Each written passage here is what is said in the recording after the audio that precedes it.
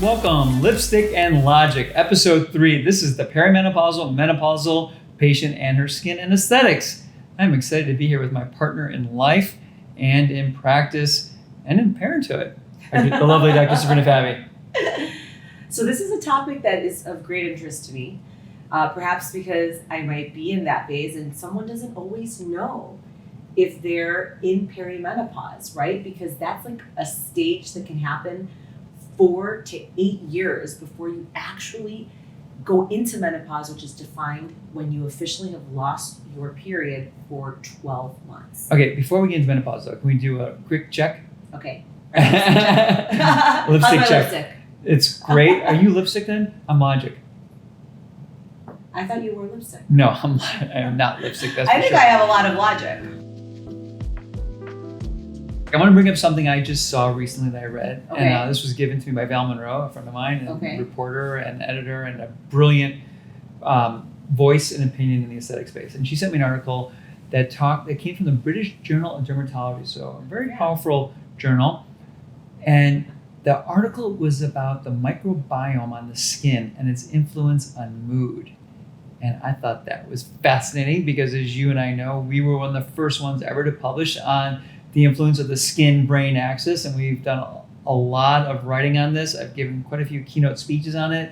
I know we talked about it, and you and I both believe that our skin and our brain are intimately connected. They're both derived from ectoderm, and that's the nerves centers of the brain and the skin evolved at the same time. So we're embodied with multiple nerve endings and neuropeptides in our skin, which we're going to have to do an episode on. Right. And an article came out that showed that the bacteria levels, in particular the QT bacterium that's on the skin surface, has a correlation, especially this bacteria on the colonies on the face and in the axilla, a correlation with stress relief and mood. So the higher those colonies are, the less stress and the more pleasantness people feel. Isn't that interesting? And more attractive.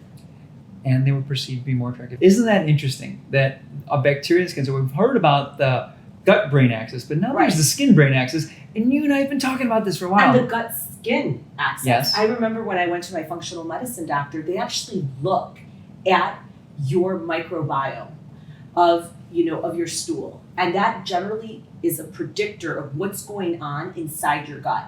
And we know that the microbiome starts to get disrupted as a function of age.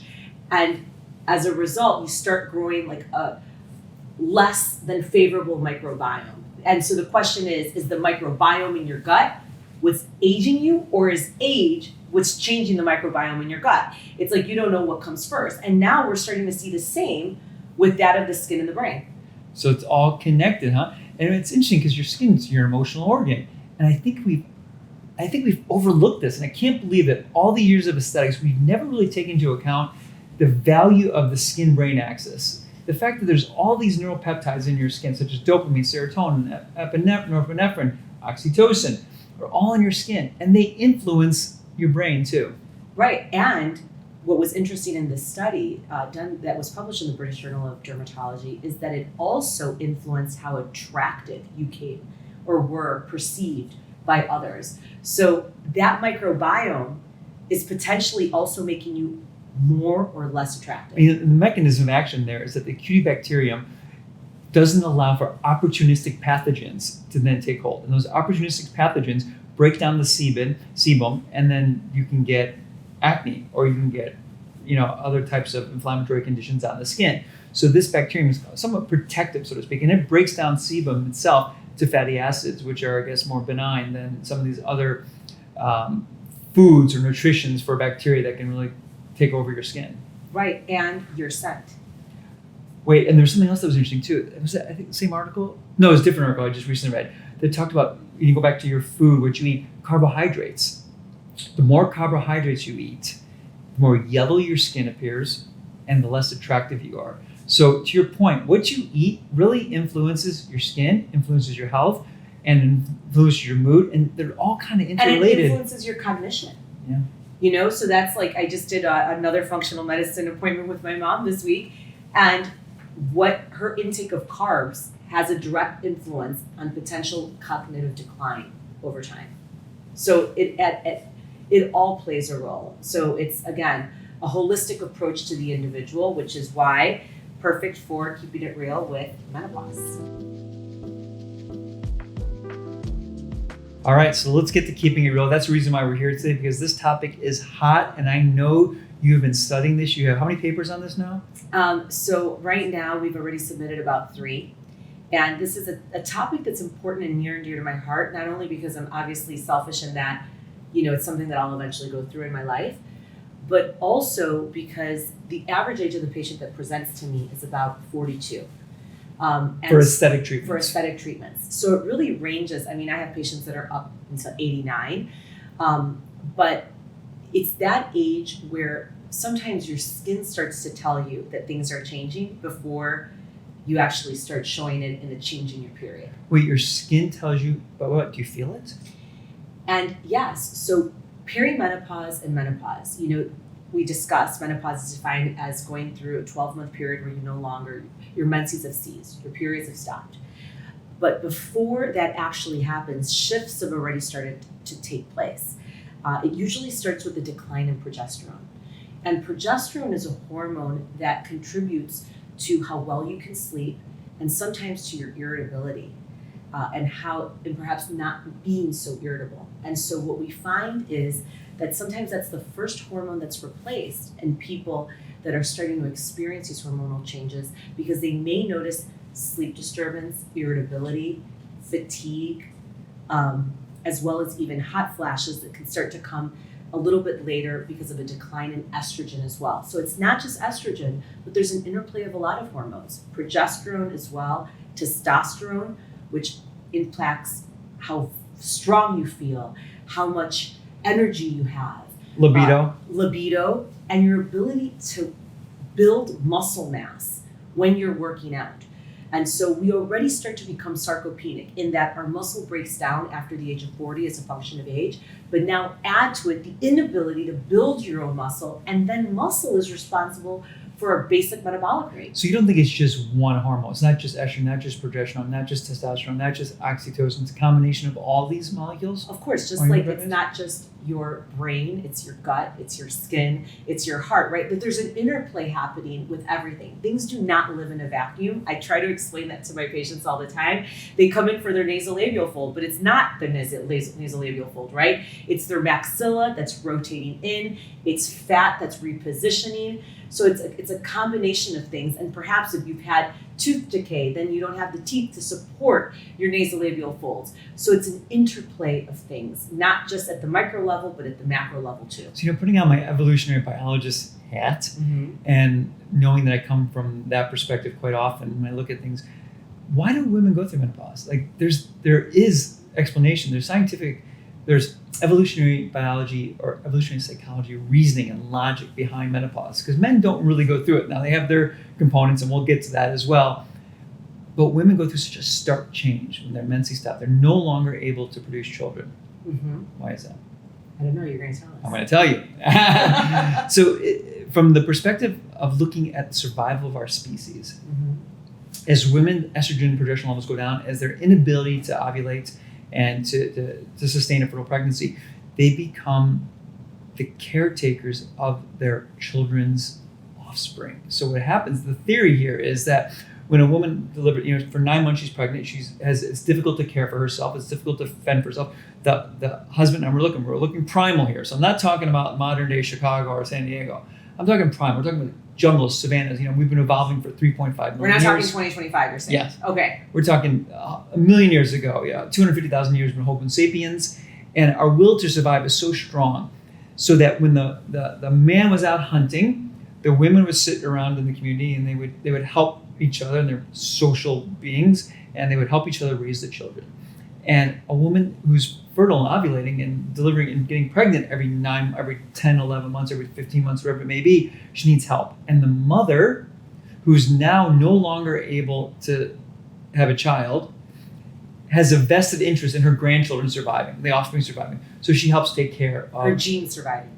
So she helps take care of her genes. Okay. And that's one of the theories on it. Another theory is that as a female's estrogen levels drop, or progesterone levels drop, or testosterone goes up, doesn't go up, absolute, but in relativeness to the estrogen. It's a ratio because testosterone drops, in fact. Right, it drops quite a bit. Relative to estrogen and progesterone, it's now higher in ratio than it used to be. And she becomes a bit more aggressive in nature. She becomes a bit more of a boss, a bit more, she's not as much of a social being, perhaps, is one of the theories. So she's able to direct and dictate a little bit better at that level. So or maybe she's more comfortable in her own skin at 40. There it is. So there's an evolutionary psychology or evolution biology reason behind menopause, which is, I find that fascinating. But let me ask you a serious question, and I mean this. Can I talk about menopause? Like, how does a guy talk about menopause to his patients, to his partner in life? Like, what does he say? What does he do? Or is he just like, okay, not going to go there. Whatever you say, I'll just listen. Well, I think as a physician, so removing the partner hat on and putting the physician hat on, I mean, there's many people that are functional medicine doctors, that are OBGYNs, that manage women that are going through this shift, especially doctors that are in the fertility space, where perhaps now women more and more are trying to conceive in their 40s. Their egg supply is decreasing, perhaps their hormones are not as optimal as they used to be. That might be playing a role. So of course, whether they're a man or a woman, they have to understand this if they're a physician, so that they can better care for their patients. So do you think a man physician can treat a female going through menopause effectively? I think they can. Okay. Because if they care to understand it and educate themselves, like any other condition, right? Yeah. The reason why a woman wants to look beautiful. Many men take care of women as aesthetic providers, and they manage to get into the mind of a woman and understand her aesthetic desire and what's causing that need. So I would imagine that just from that same lens, it comes from a place of empathy, but also just like anything else, understanding what's happening physiologically so that you can better serve that woman. So part of it is that my patients have made me sensitive to like, they come in, they're like, I feel like my skin aged overnight, or I swear I didn't have this line before, I didn't have this crepiness under my eyes before. And it's even I, who have now been seeing many of my patients for 15 years, I can tell they look a little different, or they're not holding their filler as well as they used to, or they're coming in more frequently. And how much of this is age related, because we know we start to lose bone, it becomes significant at 35, and then how much of it is compounded by the hormonal shift that happens at 40. And so they need to do more in order to preserve whatever that aesthetic baseline was that they used to be able to do with just one aesthetic intervention a year, and now they need to come in 3 So times how much a year. does aging advance once they start going through these changes? We know that one of the papers that we published in 2018, which was on estrogen deficient skin, was that specifically when it comes to the skin, beyond the element of the mood and all of the more holistic things that are happening at the level of the skin, sometimes that's what brings in my patients. They haven't even made the connection of the sleep disturbance being possibly hormonally related, or of the mood shift being hormonally related. They actually see what we all see, the cutaneous change, right? And so they feel like they're coming in more than they used to. And so I start to talk to them about the other things. And that's when we identify that there might be changes that are happening. So what's happening? So progesterone, responsible for sebum production. And so... Wait, but when do you see these changes? What age or what time period? Generally 4 to 8 years before you actually go into menopause, which the average age in the United States is 51 for that. So you might start to see these changes as early as 43 if the average age is 51. But what if you genetically are programmed to be menopausal at 47? I've had friends that enter it at 44. And so they start to see those shifts in their 30s. So this could very well be that person in their late 30s who's infertile and is wondering what's going on, but they're also seeing, weight gain in the midsection. It shifts from kind of the outer thighs and butt, and now you start to hold more weight in your midsection. And those are some of the shifts that are occurring as a result of a shift in hormones. So progesterone being generally the first one that's replaced at a systemic level in those that are perimenopausal. And so we see a decline in sebum production, which is what causes some of that oil in your skin, making it not be so dry. So the benefit, if you've always had oily skin and have been acne prone, you may not have as much acne anymore, but you may also be noticing that your skin is drier than it used to. So fine lines and wrinkles set in a little bit more readily than they used to, or they're more apparent. Estrogen is kind of like, I tell my patients, the fertilizer of the skin. So it's responsible for fertilizing your fibroblasts, which are the cells that create collagen, elastin, responsible for the thickness of the skin, collagen, and elastin, responsible for the skin's ability to recoil back, the firmness or tautness of the skin. Also for the mucopolysaccharides or glycosaminoglycans, hyaluronic acid. So the ground substance of right, the dermis. which is what draws in water. Remember, 20% of your HA resides in your epidermis. So no longer able to draw in as much water and look as dewy in the dermis and in the epidermis like one used to. And then we see an increase in our ability, or transepidermal water loss is what we call it, an increase in how fast water is leaving the skin. So it becomes drier, making those lines and wrinkles look more apparent. And that's because estrogen is responsible for creating the lipids that make up the cell membrane that really locks and seals moisture at the level of the epidermis, the top layer of the skin. So you're seeing all these changes. And so some of the first places women notice it is around the eyes, because that's the thinnest skin of the entire body. So it doesn't have the reservoir that maybe cheek skin has. Second place, the neck. They notice that their neck kind of looks like cigarette paper like. And because you don't have as much subcutaneous fat in the neck, it really highlights that change in the skin of the neck. And so these are some of the things that I start noticing that my patients start kind of complaining about. But skin is not just, it also involves the hair, right? And so estrogen is responsible for dilating your blood vessels and creating a little bit of rosiness to the face so it doesn't look as pale, which is a sign of fertility, which we've talked about. But also it dilates the blood vessels that feed your hair follicles. And so women will also notice that their hair is now a little drier. I've published on that as well in 2016. Drier, more brittle. It may not even be gray, it just may be drier. The consistency of the hair changes from like luscious and smooth. And also you have a decrease in hair density. So the number of hairs for a particular area, and then the size of that hair follicle as well. All right, so I understand that in the first 5 years of the menopause, you have a significant accelerated loss of collagen, skin thickening. Can you talk about that early stages? Because you said the patients are coming in and they're recognizing some loss of skin and some loss of, maybe the thickness of their skin, the ground substance of their skin is going on. How much? Is there a quantity here that you want to believe? Because there's money numbers that are given to me. What do you believe? So we're going to talk about the ways that you can intervene in the next segment. Yeah. But for this, what's actually happening, we, in our paper that we published, 30% decline in the ability to create new collagen and elastin within the first 5 years of going into menopause. So that means that once you've lost your period, officially 5 years into that, 30% decline. When that's something that generally year by year you're losing about your 2%, you have in 5 years that would be about 10%, but in this time point, it's 30%.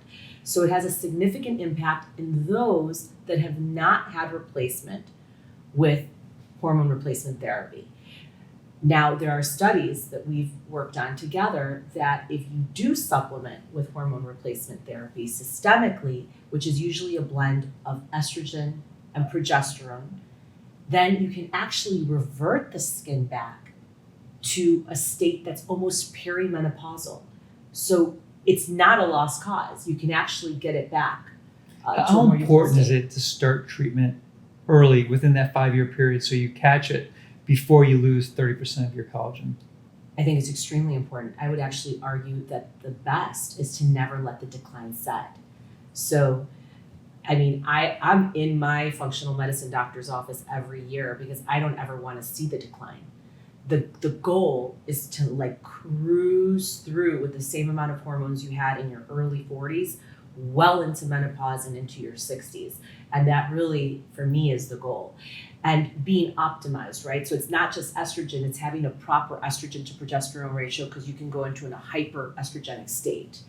And you can end up that can have an effect on your uterus if it's unopposed. So again, it's a holistic approach, which is why it's so important to be seen by an OBGYN. I want to emphasize again or reiterate some of these changes you see in the face and things that we see. And I know patients come into my office that their skin looks a little bit thinner. There's perhaps more dyschromias or brown and red spots.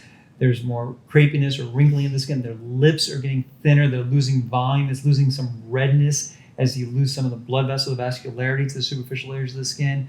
Fine etched in lines. So those are some of the things. The skin, as you said, less elastic. Tell me a little bit more in detail what you're seeing, and if you can describe it and what women will expect to see. So some of the main things that they're coming in complaining about is like the crepiness around their eyes, a hooded lid, which I'm sure you get as well for like a BLEF consult. Yeah. Sometimes they notice more jowling, changes in their neck skin, lines and wrinkles kind of along the cheeks, and then like a loss in like glow and dewiness. Yeah. Which we know is partly driven by estrogen, but it's not just estrogen, it's also oxytocin. Well, I think that's interesting. I'm going to bring up that point because we had talked, estrogen is the one that always everyone talks about, estrogen, right. Estrogen. But the reality is, as you mentioned earlier, it's a cocktail of different hormones that all kind of drop, including right. Estrogen, progesterone, testosterone, and oxytocin. These are all related. And you and I have a particular interest in oxytocin. We've done a lot of research in that area, a lot of studying in that area. And those estrogen receptors, those oxytocin receptors are upregulated by estrogen, so they kind of work in concert. And when you start to replace things like estrogen, you get more oxytocin receptor sensitivity. You may even elevate your oxytocin levels. And you add more oxytocin, you also get some of the benefits in the mood, you get benefits in the skin quality, you get benefits in attractiveness levels, you get memory, and cognition improves as well, and libido improves. The temperature sensitivity improves. So oxytocin has a similar effect. To that point, testosterone. Testosterone's get cut in half in a female after she turns the age of 40. And when those testosterone levels go down, those are associated with decreased libido, depression, anxiety. All these things are all related. So I think you bring up a really good point. It's not just estrogen we have to replace. We really have to look at this holistically, and for all the other symptoms that are associated with menopause, but the skin as well. Right. So I couldn't agree more. And I think that that's the reason why for our doctor's notes, the number one thing is you're not going crazy. Mm-hmm. If you're seeing some of these changes, whether it's in your skin or you are experiencing some sleep disturbances, like waking up randomly at 3 a.m. when you used to be able to sleep through the night, or feeling more irritable than you used to, a lot quicker than you used to, your fuse is a little shorter, or getting some of that memory, like brain fog, which a lot of women kind of note, then that's the perfect time to actually go see a functional medicine doctor or an OBGYN that feels comfortable with prescribing hormone replacement therapy, because generally they can start replacing even progesterone first. Some folks even give progesterone. There are other hormones that are involved than just estrogen. And you want to make sure that your labs get checked, that it's not just a prescription and then you never get seen again, because these ratios will change with time. But more and more, treating the symptoms is really what's happening. They may not even necessarily wait for your labs to tank. They may actually treat your symptoms. And I get so many patients that come in saying how it changed their life once I made that recommendation and they started seeing someone and they started taking it. Like, they could sleep through the night again, or they had the energy to go to the gym, or they could actually remember things. They didn't have that brain fog. Or they're not as irritable, I hear, or they're not as, right. Their anxiety levels go down, all by replacing these estrogens. Yeah, or these other hormones. Or even progesterone. Yeah. So I think doctor's note number 2. It's not a taboo anymore, I'm going to say. Right. There's been a long time where it was a taboo to go on these estrogens because of some data out there that was very controversial and suspect. But recently it's been overturned, and there's Marty McCary, the FDA commissioner, has recently released a statement along with an advisory panel looking at estrogen replacement, saying, you know what, maybe this black box warning is not needed, or maybe we need to revisit this because the concerns we had, the fears we had with estrogen replacement just aren't really showing up. And we think that this estrogen replacements may be really good for a lot of women. It may help them in their health, their cardiovascular health, longevity. So their brain, it actually has a significant benefit for cognition later in life. So having that consultation is super important so that you can prevent other things from happening later. So would you say that part of doctor's notes is start early? So start early, finding someone who does this regularly and is up to date on the literature around it so that they can counsel you properly. And then also recognizing that it's not just one hormone at play. It's like a mojito is not just rum, right? It's a combination of the right amount of rum, the right amount of mint, the right amount of club soda, sugar. You can tell I like mojitos. It's almost like more alcohol than sugar or something. But it's the right cocktail, right? Yeah. And so that's how the approach should be when it comes to the wellness of your skin. It's being on the right cocktail. Yeah, and then aesthetically, start early too, would you say? I would. And that's a perfect segue for episode 3, part 2. Oh, I can't wait to get to it.